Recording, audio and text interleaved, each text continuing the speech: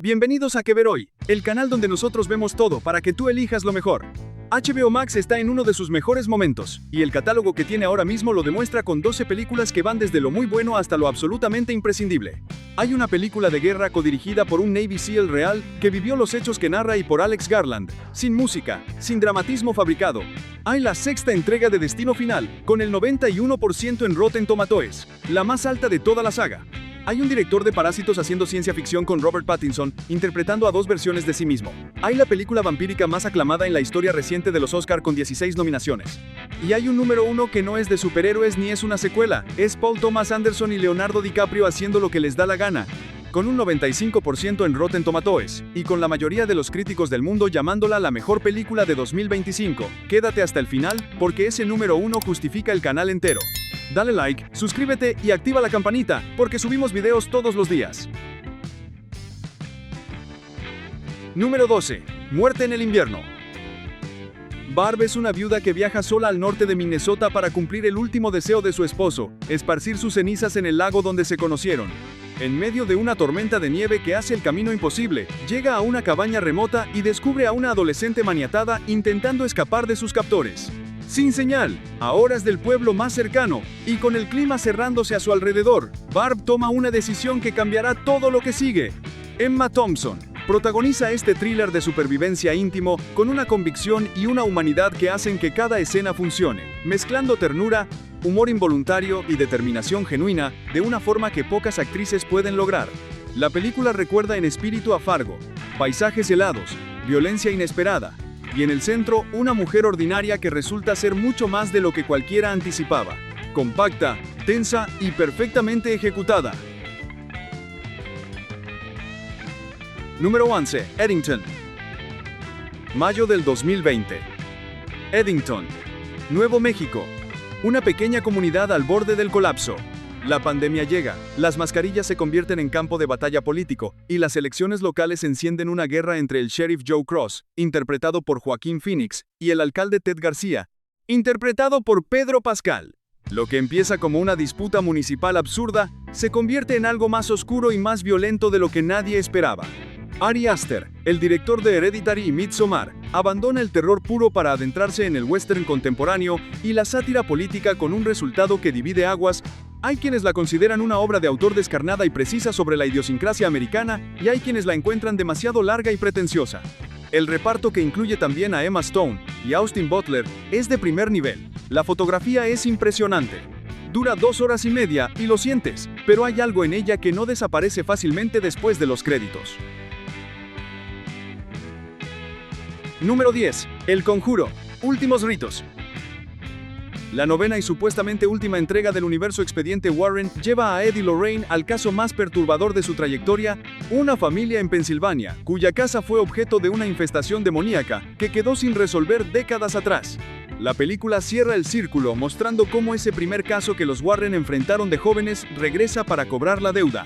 Patrick Wilson y Vera Farmiga regresan por última vez con la misma química que ha sido lo más sólido de toda la franquicia durante más de una década.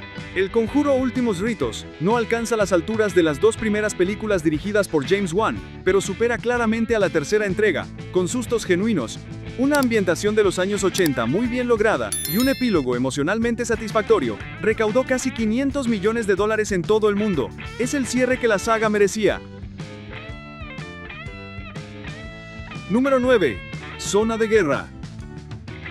Ramadi, Irak, 19 de noviembre de 2006. Un pelotón de Navy SEALs toma el control de una casa civil para establecer un punto de observación. Lo que empieza como una misión de vigilancia se convierte en una trampa cuando la posición es descubierta y el equipo queda rodeado sin salida visible. Alex Garland codirigió esta película junto a Ray Mendoza, el veterano que estuvo presente ese día en Ramadi y que relata los hechos desde su propia memoria. El resultado es 95 minutos en tiempo real. Sin música dramática, sin héroes con grandes discursos, sin artificios narrativos. Solo soldados tomando decisiones con información incompleta mientras todo a su alrededor se desintegra. Will Poulter, Cosmo Jarvis y Kit Connor forman una unidad que se siente completamente real. Zona de guerra no explica la guerra. La hace sentir en el cuerpo, y eso es algo que muy pocas películas del género han logrado con esta honestidad. Número 8. Tráela de vuelta. Andy y Piper son dos hermanos adolescentes que pierden a su padre y son enviados a vivir con Laura, una madre de acogida que vive sola en una casa apartada. Laura parece cálida y comprensiva, todavía en duelo por la muerte de su propia hija, pero algo no cuadra desde el primer día. El otro niño de acogida se comporta de forma extraña, y los rituales que Laura practica en secreto van tomando una forma cada vez más perturbadora. Danny y Michael Philippou, los directores de Talk to Me, confirman con esta segunda película que no fue casualidad. Saben exactamente cómo construir incomodidad, cómo mezclar el horror sobrenatural con el abuso psicológico real, y cómo hacer que una película duela emocionalmente de formas que no esperabas cuando la empezaste.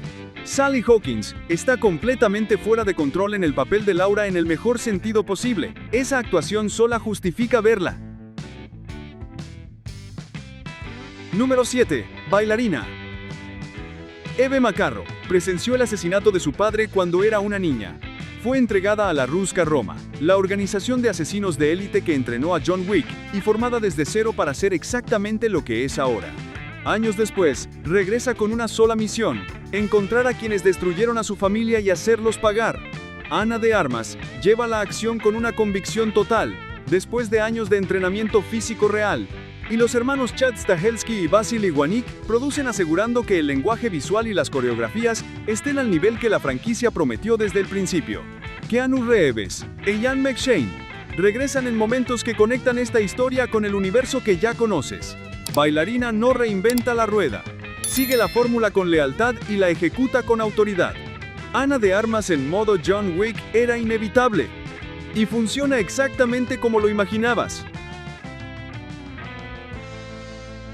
Número 6. Destino Final. Lazos de Sangre. En 1969, Iris Campbell tiene una premonición catastrófica durante la inauguración de una torre de observación y salva la vida de docenas de personas. Pero al interrumpir el plan de la muerte, ata toda su línea sanguínea a una deuda que el tiempo comenzará a cobrar. Décadas después, su nieta empieza a tener pesadillas con ese mismo evento y vuelve a casa para entender qué las está causando. Bloodlines es la sexta entrega de la franquicia Destino Final, y tiene un 91% en Rotten Tomatoes, la calificación más alta de toda la saga, y lo merece. Anclar el horror en la sangre familiar le da al material un peso emocional que eleva la historia por encima de la fórmula habitual. Las muertes son inventivas, los sustos funcionan, y hay una carga dramática real en el trasfondo. Se convirtió en la entrega más taquillera de toda la franquicia. Hay una secuencia en el segundo acto que vas a necesitar ver 2 veces. Número 5. Mickey 17. Mickey Barnes tiene el trabajo más miserable de la historia de la humanidad. En las misiones de colonización espacial del año 2054, los prescindibles son empleados que realizan tareas peligrosas, prueban equipos en ambientes hostiles, y cuando mueren, son clonados con sus memorias intactas para continuar. Mickey lleva 16 muertes encima cuando, tras sobrevivir accidentalmente a una expedición que se suponía fatal, regresa a la nave y descubre que ya lo clonaron. 2 Mickey al mismo tiempo, algo que no debería existir. Bong Joon-ho, el director de Parásitos, adapta la novela de Edward Ashton, con su sello inconfundible, humor negro, crítica social afilada, y personajes que nunca van a donde el espectador espera. Robert Pattinson lleva la película entera haciendo que 2 versiones del mismo hombre se sientan como personas completamente distintas. Mark Ruffalo, como el líder de la colonia, entrega la actuación más extraña de su carrera, y eso es lo mejor que se puede decir de ella. Número 4. Predator: Badlands. La franquicia que reinventó Prey en 2022 da otro salto radical con una historia ambientada en un futuro distópico, donde un depredador capturado forma una alianza inesperada con una soldado humana para sobrevivir a una amenaza que ninguno de los dos puede enfrentar solo. Dan Trachtenberg, que dirigió Prey, vuelve a producir y a supervisar una historia que expande el universo en una dirección que nadie había contemplado, porque esta vez, el depredador no es solo el cazador, es también la presa. Ella Purnell protagoniza con la misma presencia que le conoces de Yellow Jackets. Lo que hace grandes a las mejores películas de esta franquicia es que nunca tratan a la criatura como un simple monstruo, siempre tiene un código, una lógica, y Badlands lleva esa complejidad más lejos que cualquier entrega anterior. Prey demostró que esta franquicia todavía tenía cosas importantes que decir. Badlands lo confirma. Número 3. Superman. Clark Kent lleva 3 años operando como Superman en un mundo que ya sabe que existe, pero que todavía no termina de decidir si confiar en él. Cuando Lex Luthor lo acusa de provocar un conflicto internacional y lo pone en el centro de una conspiración que amenaza con destruir tanto su reputación como su identidad, Clark tiene que demostrar que la compasión y el coraje no son debilidades sino las armas más poderosas que existen. James Gunn reinicia el universo DC desde cero con una película que apuesta sin complejos por la esperanza, el color y la humanidad del personaje. David Corenswet construye un Superman que se siente nuevo y familiar al mismo tiempo, y Nicholas Hoult entrega un Lex Luthor que se queda en la memoria mucho después de los créditos. Fue el mayor éxito del verano de 2025 y el mejor inicio posible para la nueva era del universo DC, una película de superhéroes que recuerda por qué el género puede ser algo más que acción sin alma. Número 2. Sinners. Clarksdale, Mississippi, 1932. Smoke y Stack, hermanos gemelos interpretados ambos por Michael B. Jordan, regresan al Delta del Sur después de años trabajando con la mafia de Chicago. Quieren empezar de cero, abren un salón de baile y esperan que la música y el whisky les den la paz que la violencia nunca pudo darles. Esa noche, algo antiguo y hambriento llega desde las sombras del Delta, y lo que parecía un drama histórico, se convierte en uno de los filmes de terror más impactantes de los últimos años. Ryan Coogler dirige con la ambición de quien quiere hacer varias películas a la vez y lo logra. Es un thriller de vampiros, un drama sobre el racismo del sur profundo en los años 30, un musical de blues que detiene el tiempo en sus mejores escenas y una reflexión genuina sobre el poder del arte y la cultura como actos de resistencia. 16 nominaciones al Oscar, la película con más nominaciones en lo que va de la historia reciente de la Academia. Michael B. Jordan hace el trabajo de su vida. Número 1. Una batalla tras otra.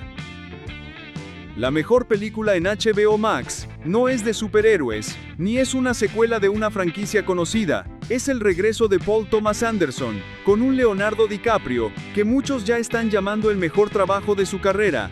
Bob es un revolucionario de otro tiempo que vive al margen en un estado de paranoia que confunde el pasado con el presente, hasta que la desaparición de su hija Willa lo arrastra de vuelta a un mundo que creía haber dejado atrás para siempre.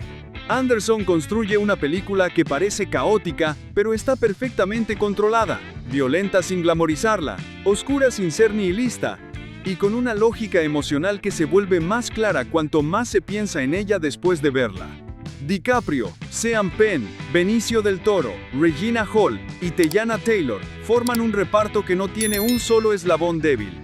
95% en Rotten Tomatoes. 9 nominaciones al Globo de Oro incluyendo Mejor Película, elegida la mejor película del año por Variety y Rolling Stone.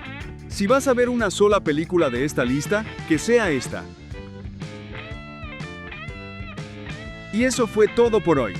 12 películas de HBO Max que van desde Muerte en el Invierno y Eddington hasta Zona de Guerra, Tráela de Vuelta, Bailarina, Destino Final, Lazos de Sangre, Mickey 17, Predator Badlands, Superman, Sinners, y el número 1, que es una batalla tras otra de Paul Thomas Anderson. Si tuvieras que empezar por una sola esta noche ya sabes cuál es. Pero si Sinners todavía no está en tu lista de vistas, esa es la que más te va a sorprender si entras sin saber demasiado. Cuéntame en los comentarios cuál de estas ya viste, cuál tienes pendiente y cuál crees que no merecía estar aquí. Si el video te gustó, dale like. Ese gesto le dice al algoritmo que este contenido vale la pena. Suscríbete a Que Ver Hoy y activa la campanita porque subimos videos todos los días. Nosotros vemos todo para que tú elijas lo mejor. Hasta el siguiente video.